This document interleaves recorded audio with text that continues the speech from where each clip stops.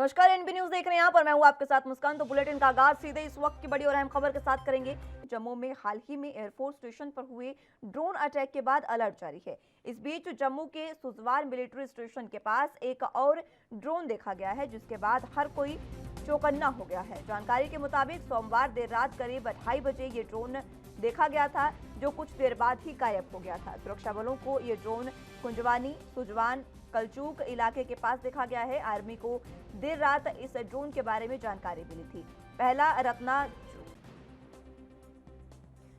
जो ड्रोन है वो रत्नाचूके में रात 1:08 पर देखा गया था। बाद में कुंजवानी में 3:09 और फिर कुंजवानी में ही सुबह 4:19 पर यह ड्रोन देखा गया था।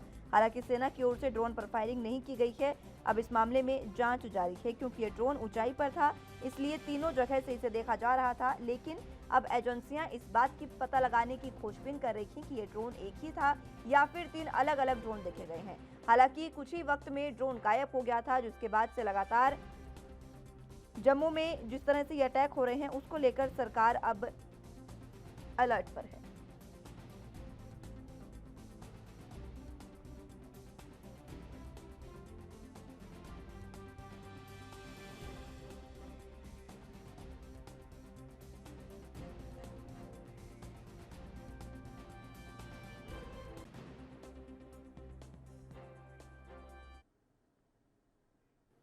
रुख खबरों की ओर कर लेते हैं। दिल्ली में 24 जून को पीएम मोदी के साथ जम्मू कश्मीर को लेकर हुई सर्वदलीय बैठक पर चर्चा के लिए आज गुपकर गठबंधन वाली बैठकों की बैठक होने वाली है।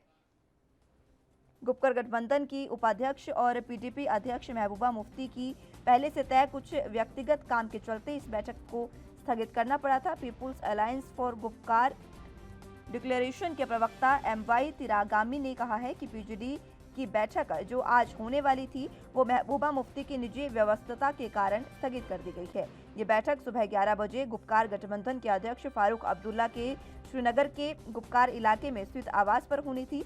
प्रधानमंत्री मोदी के नेतृत्व में 24 जून को दिल्ली में हुई सर्वदलीय बैठक के बाद गठबंधन की ये पहली बैठक बुलाई गई थी।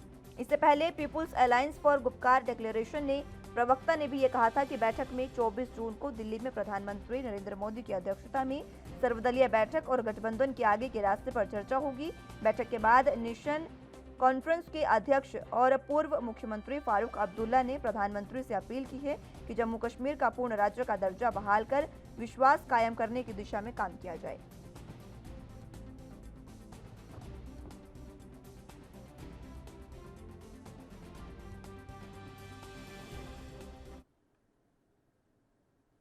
चलिए, जम्मू कश्मीर के आईजी विजय कुमार अब प्रेस कॉन्फ्रेंस कर रहे हैं। क्या कुछ वो कह रहे हैं वो सिखाते हैं आपको। को शहीद कर दिया गया।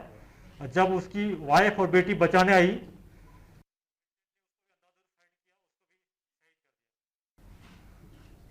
उसमें जैश मोहम्मद का एक पाकिस्तानी मिलिटेंट था और एक जैश का लोकल मिलिटेंट उसमें इन्वॉल्व था। उसको हम लोग आइडेंटिफाई कर लिए हैं, पीछे पड़े हैं, ट्रैक कर रहे हैं। बहुत ही जल्दी उसको हम लोग न्यूट्रलाइज कर लेंगे। मिलिटेंट ने यह दिखा दिया कि कितना ही बारबरिक होता है। ये टीआरएफ वाले जो क्लेम करते हैं, इनोसेंट को मार को क्लेम करते हैं कि ये इन्फॉर्मर था, मुखबिर था, ये शो करता है कि जो कितने लोग बारबरिक हैं, कितने झूठ बोलते हैं, कितने लोग दुष्ट हैं। लोग उनकी वाइफ चाहे बेटी कोई किसी का सोर्स नहीं थी। हस्बैंड भी एसपीओ था, बेचारा नौकरी कर रहा था पुलिस में। पुलिस करना, नौकरी करना तो गुनाह नहीं। अगर कोई पुलिस वाला एंटी टेररिस्ट ऑपरेशन में भाग लेते हैं तो वो भी गुनाह नहीं, उनका ड्यूटी का पार्ट है। जबकि बेचारा वो कोई एंटी टेररिस्ट ऑपरेशन में इन्वॉल्व नहीं था, वो सिंपल एक एसपीओ था। गरीबी की हालत में लोग नौकरी ऐसा करते हैं पूरा। ये मिलिटेंट का असली चेहरा है।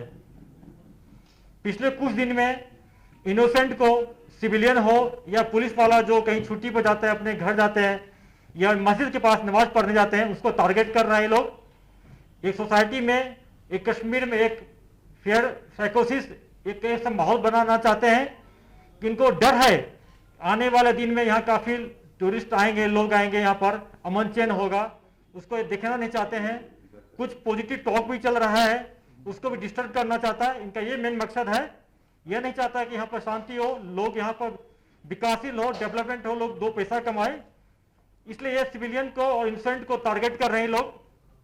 जहां तक कल का ऑपरेशन के बाद बात है, जैसा कि हम सब जानते हैं कि लावेपुरा इनकाउंटर के अटैक के बाद और खुशीपुरा अटैक के बाद, खुशीपुरा में हमारे आर्मी के 2 जवान शहीद हुए थे और लावेपुरा में मार्च में इसी साल सीआरपीएफ के 3 जवान शहीद हुए थे। हम लोग आइडेंटिफाई कर लिए उस मॉडल को, उसमें जो गाड़ी जो बात उसको पहले पकड़ लिए थे। 10 लोग को हम लोग अरेस्ट कर लिए थे। उसमें नाम आया था, अबरार का नाम आया था, जो नारवल का है, नदीम अबरार पूरा नाम है, दूसरा एक एफटीव का और खुर्शीद मीर का। ये तीनों का मॉड्यूल, दोनों इंसिडेंट क्या था बड़ा इस साल का। खुर्शीद सोपुर इनकाउंटर मारा गया, उससे जो हथियार AK-47 रिकवर हुआ था वो हमारे सीआरपीएफ के जवान का था, उसका नंबर मैच कर गया। उसके बाद आप लोग एक खुद शेयर देखे होंगे कि TRF वाले ने एक वीडियो जारी किया था जिसमें उन्होंने खुद क्लेम किया था कि अबरार एंड कंपनी ने ये एक्शन किया है। आप सारे वीडियो देखे होंगे। हम लोग पुलिस की टीम हमारे DIG अमित कुमार के सुपरविजन में क्लोजली मॉनिटर कर रहे थे। एक स्पेशल टीम बनाए थे, उसको उसके एक एक मूवमेंट को ट्रैक कर रहे थे। कल मॉर्निंग में वो अबरार वहां से निकला था नॉर्थ कश्मीर से, और जो मुस्लिम जो है एक पाकिस्तान टेररिस्ट, दोनों को मिलके एक बहुत बड़ा हादसा 2 जगह करना था कल। उससे पहले हम लोग जिस गाड़ी में आया था, हमारे एक स्पेशल नाका के सीआरपीएफ पुलिस ने उसको पकड़ लिया। पकड़ने के बाद उसको हम लोग थाना में ले गए, इंट्रोगेट किया गया। ये ज्वाइंट इंट्रोगेशन था जिसमें सीआरपी, आर्मी, पुलिस तीनों विंग मिलके इंट्रोगेट किया। उसके बाद FIR लॉन्च किए, उसमें FIR में उनको पूरा उसको अरेस्ट किए और इंडियन एविडेंस एक्ट 27 सेक्शन के तहत उसको हम लोग फिर जो बोला था कहाँ पर रिकवरी करने के लिए जो कानूनी लीगल है, हम लोग राइफल उनका जो था हथियार रिकवर करने गए थे। हालांकि एक पिस्टल और एक ग्रेनेड पहले रिकवर हो चुका था और जो घर सस्पेक्टेड हाउस गया था अंदर से फायरिंग आ गया, जिस फायरिंग में हमारे सीआरपीएफ के एक ऑफिसर 3 लोग टोटल इंजर्ड हो गए और उसको रीइंफोर्समेंट किया गया। सीआरपी, आर्मी, पुलिस ने कॉर्डन को स्ट्रेंथन कर दिया। फिर इनकाउंटर चलते रहा। फिर दूसरा मिलिटेंट जो था पाकिस्तानी मुस्लिम, वो घर से निकला और अंधाधुंध फायर किए। बाद में इनकाउंटर में कि नदीम अबरार और पाकिस्तानी टेररिस्ट दोनों मारे गए। वहां से भी 2 AK-47 मिला है। ये पुलिस और सिक्योरिटी फोर्स से बहुत कामयाबी हो, क्योंकि ये मॉड्यूल जो था ये पाकिस्तानी और ये नदीम अबरार, इसका टारगेट था कि बार बार इस एक्सिस पर नारवल से लेकर हैदरपुरा के बीच में बार बार एनिस को टारगेट करना, सिक्योरिटी फोर्स पर हमला करना, वेपन स्नैचिंग करना, यह इनका टारगेट रहा है। इसके लिए मैं अपने सिक्योरिटी फोर्स को बहुत मुबारकबाद देता हूं और मैं मिलिटेंट्स के पैरेंट्स से बार बार फिर से अपील करना चाहता हूं कि सिक्योरिटी फोर्स, पुलिस का फेस देखिए आप लोग। लाइव इनकाउंटर में हम लोग सेंडर लेते हैं, उनको जिंदा रहने का मौका देते हैं कि लाइव इनकाउंटर में, लेकिन अगर कोई टेररिस्ट इस ढंग से इनोसेंट सिविलियन को किलिंग में इन्वॉल्व होगा, सिक्योरिटी फोर्स पुलिस पर अटैक करेगा, उसको हम लोग नहीं छोड़ेंगे। पूरा इंफॉर्मेशन जनरेट करके उसको न्यूट्रलाइज करते रहेंगे। अगर कोई क्वेश्चन है तो सर, श्रीनगर में जो मॉड्यूल एक्टिवेटेड है, आप खासकर जो सिविल लाइंस एरिया जो मोर और लेस मिलिटेंसी फ्री था काफी सालों से, वहां 2-4 अटैक हुए। तो जम्मू कश्मीर के IG विजय कुमार को आप सुन रहे थे। साफ तौर पर आपने सुना कि किस तरीके से उन्होंने साफ कहा है कि कोई भी आतंकी बख्शा नहीं जाएगा और अगर कोई पुलिस पर हमला करेगा और आम नागरिकों पर हमला करेगा तो उसे बख्शा नहीं जाएगा। तो अब खबरों की रुख कर लेते हैं। महाराष्ट्र के पूर्व गृह मंत्री अनिल देशमुख मंगलवार को ED के समक्ष पेश हो सकते हैं, लेकिन अब वो पेश नहीं होंगे, इस तरीके की बातें सामने आई है। सूत्रों के मुताबिक ये खबर सामने आई है कि अब वो ED के सामने पेश नहीं होंगे। उन्होंने कहा है कि मैं 72 साल का हूं और मुझे कई बीमारियां हैं। इन बीमारियों का हवाला देते हुए उन्होंने साफ तौर पर कहा कि आज वो ED के सामने पेश नहीं होंगे। इससे पहले साफ तौर पर उनके वकीलों ने ये कहा था कि हमें अभी समय चाहिए और अभी हम उन्हें आपके सामने पेश नहीं कर सकते, जिसके बाद अब खबर सामने आ रही थी कि आज उनके पेश होने की बात कही जा रही थी, लेकिन अब अनिल देशमुख ने साफ कर दिया है कि वो आज ED के सामने पेश नहीं होंगे।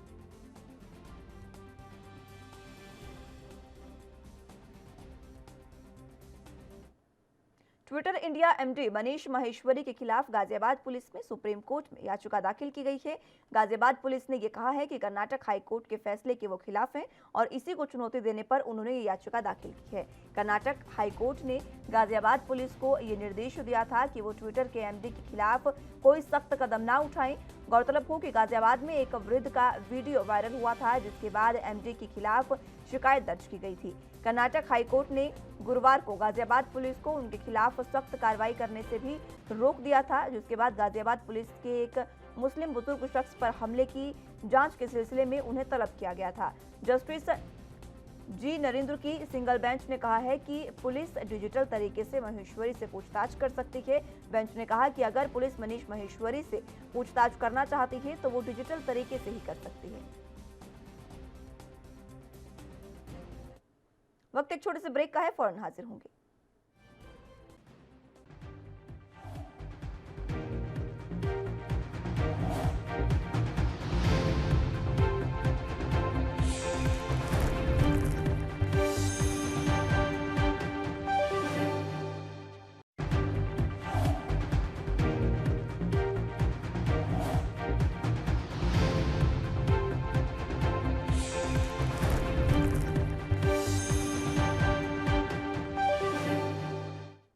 ब्रेक के बाद एक बार फिर से स्वागत है आप सभी का। रुख इस माइक्रो ब्लॉगिंग साइट ट्विटर और केंद्र सरकार के बीच तनाव जारी है। इस बीच ट्विटर ने अपनी वेबसाइट पर भारत का नक्शा जो दिखाया था उसमें जम्मू कश्मीर और लद्दाख को शामिल नहीं किया था। आरोप है कि ट्विटर ने अपनी वेबसाइट पर जम्मू कश्मीर और लद्दाख को दो अलग अलग देश के तौर पर दिखा दिया था। हालांकि ट्विटर ने अब ये नक्शा सही कर दिया है, गलत नक्शे को हटा लिया है, लेकिन उसकी इस हरकत के खिलाफ यूपी में केस दर्ज हो गया है। यूपी के बुलंदशहर में बजरंग दल के एक नेता की शिकायत पर ट्विटर इंडिया के प्रबंध निदेशक यानी एमडी मनीष महेश्वरी के खिलाफ भारत का गलत नक्शा दिखाने के लिए आईपीसी की धारा 505 के सेक्शन 2 और आईटी संशोधन अधिनियम 2008 की धारा 74 के तहत मामला दर्ज किया गया है। आज दोपहर जब मैं ट्विटर चला रहा था तो मेरी जानकारी में आया, एक लिंक खोल करके जब मैंने देखा तो विश्व के नक्शे पर भारत का नक्शा उसमें बना हुआ था, जिसमें से जम्मू कश्मीर और लद्दाख को उन्होंने भारत से अलग दिखाया गया है। ये जानबूझ करके ट्विटर के द्वारा देश विरोधी गतिविधि की गई है। तो इंडिया हेड अमृता त्रिपाठी और मनीष माहेश्वरी जो इसके एमडी हैं, भारत के जो एमडी हैं, उनके खिलाफ और ट्विटर के खिलाफ मुकदमा दर्ज कराया गया है। ट्विटर द्वारा भारत में एक अमेरिकी को ग्रीवांस ऑफिसर नियुक्त किया गया है, जिसको लेकर अब एक बार फिर से ट्विटर पर नकेल कसना तय है। इस पर साइबर एक्सपर्ट्स विराग गुप्ता का क्या कुछ कहना है, वो सुनाते हैं आपको। ग्रीवांस ऑफिसर की नियुक्ति 2011 के नियमों के तहत गोविंदाचार्य मामले में दिल्ली हाईकोर्ट के आदेश के बाद ट्विटर, फेसबुक और गूगल ने किया था, और उस समय भी इन कंपनियों ने अपने ग्रीवांस ऑफिसर की नियुक्ति यूरोप और अमेरिका में किया था। अब नए नियमों के तहत इन कंपनियों के ग्रीवांस ऑफिसर की नियुक्ति भारत में ज़रूरी है, और इस नियम के पालन करने के लिए इन कंपनियों को 3 महीने का समय दिया गया था। और जब ये डिजिटल प्लेटफॉर्म चुटकियों में अपनी समस्याओं का समाधान करते हैं, इस बड़े मसले पर उनकी नानुकुर करने से यह जाहिर होता है कि वो भारतीय कानून और जो यहाँ के नियमों का पालन नहीं करना चाहते हैं। और नक्शे में जो अभी उन्होंने गलती की, उसमें उन्होंने जो अपने ट्विटर के ऑफिस हैं वो 3 ऑफिस भारत में बताए हैं। जब अंतर्राष्ट्रीय स्तर पर भारत में अपने ऑफिस बताते हैं तो अपने जो अधिकारी हैं उन लोगों की यहाँ पर नियुक्ति क्यों नहीं करते, या जो अधिकारी हैं उनको जवाबदेह क्यों नहीं बनाते हैं। इस जो दोहरे शासन व्यवस्था का, उनकी जो दोहरी प्रशासनिक व्यवस्था है, उसको बिल्कुल से उस चीज़ को ख़त्म करने की ज़रूरत है, और उस पर जब लगाम लगेगी तभी सही मायने में ट्विटर और सारी कंपनियां भारत के कानून के दायरे में आ पाएंगी। नहीं, देखिए, इसमें 2 बातें करना जरूरी है। पहले नंबर पर सिर्फ ट्विटर अकेले ही नहीं भारत के नियमों को उल्लंघन कर रही है। फेसबुक, इंस्टाग्राम, व्हाट्सएप, गूगल सभी इनके नियमों का उल्लंघन कर रहे हैं। इसको इस तरीके से समझें कि जैसे अवैध कोई पान मसाले की फैक्ट्री हो तो सारी फैक्ट्रियों को आपको बंद करना पड़ेगा जो अवैध तरीके से काम कर रहे हैं। सिर्फ एक फैक्ट्री पर सवाल लगाने से काम नहीं चलेगा। तो इन सारी कंपनियों को जवाबदेह बनाने के लिए सिर्फ नियमों में बदलाव से काम नहीं चलेगा। 2 बातों को करना जरूरी है। पहला, जो भारत में डेटा प्रोटेक्शन का कानून पिछले कई सालों से पेंडिंग है, उसे पारित करना जरूरी है। और दूसरा, इन कंपनियों पर भारत में जो बहुत बड़ा व्यापार कर रही हैं उस व्यापार पर टैक्स लेना जरूरी है। इन दोनों जेडीयू प्रवक्ता केसी त्यागी ने कई मुद्दों पर अपनी प्रतिक्रिया दी है। उनका कहना है कि पाकिस्तान नहीं चाहता कि कश्मीर में शांति हो। इसी के साथ ही उन्होंने ट्विटर को लेकर भी अपना बयान दिया और कहा कि ट्विटर पर सख्त कार्रवाई होनी चाहिए। भारत को ट्विटर के इस जेस्चर को गंभीरता से लेना चाहिए। पहले भी वो कई महत्वपूर्ण व्यक्तियों के, संगठनों के अकाउंट को इस तरह से बंद कर चुके हैं, लेकिन भारत की सार्वभौमिकता, उसकी स्वायत्ता पर हमला करना, ये भारत पर हमला है और इसको बर्दाश्त नहीं किया जाना चाहिए। जो सही नहीं है। मैं सिर्फ और सिर्फ अपनी संवेदनाएं भारतीय प्रभुसत्ता पर रखना चाहता हूं। ट्विटर के साथ सख्ती से पेश आना चाहिए। शौर्य और पराक्रम पर हमें पूरा विश्वास है, लेकिन ये घटनाएं दुर्भाग्यपूर्ण हैं और कश्मीर की जो पार्टियों के साथ प्रधानमंत्री का संवाद है, उसको फीका और ख़राब करने के लिए भी ये हमले आयोजित किए जा रहे हैं। पता है कि कश्मीर में शांति हो और वहाँ की जो मेनस्ट्रीम पार्टीज़ हैं, उनका दिल्ली के साथ दिल का रिश्ता हो। आरजेडी प्रवक्ता शिवरन तिवारी ने भी कई मुद्दों को लेकर अपनी प्रतिक्रिया दी है।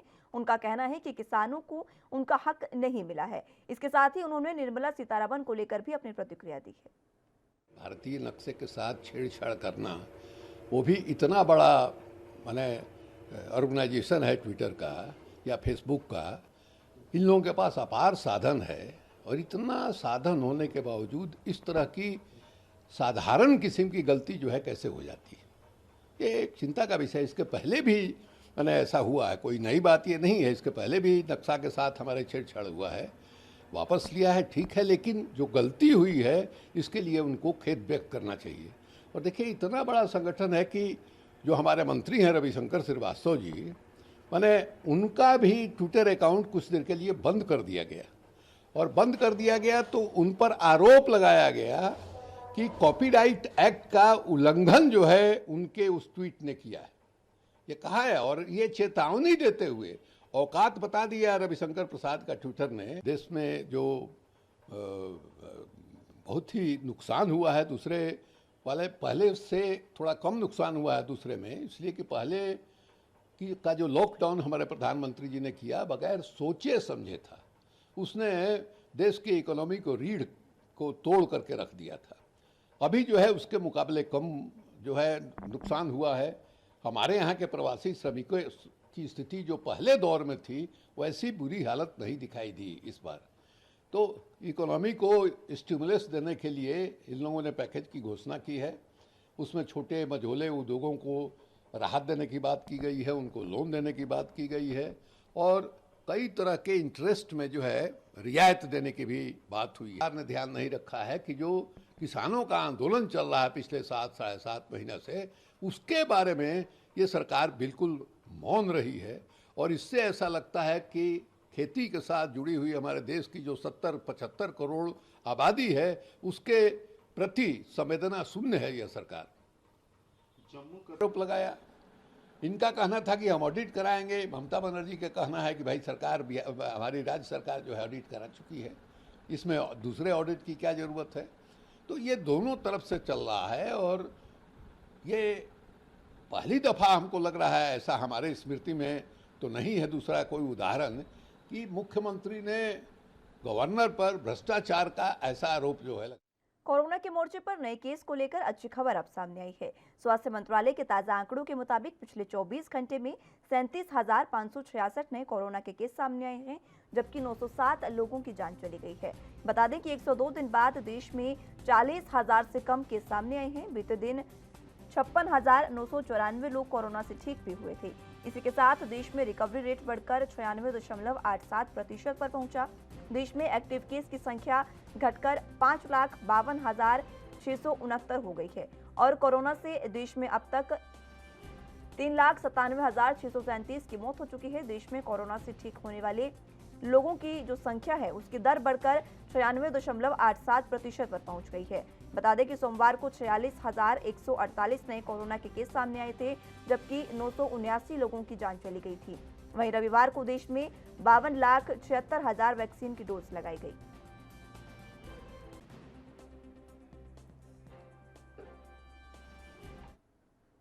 फिलहाल के लिए मेरे साथ इस बुलेटिन में बस इतना ही। आप जुड़े रहिए एनबी न्यूज के साथ और मुझे दीजिए इजाजत। नमस्कार।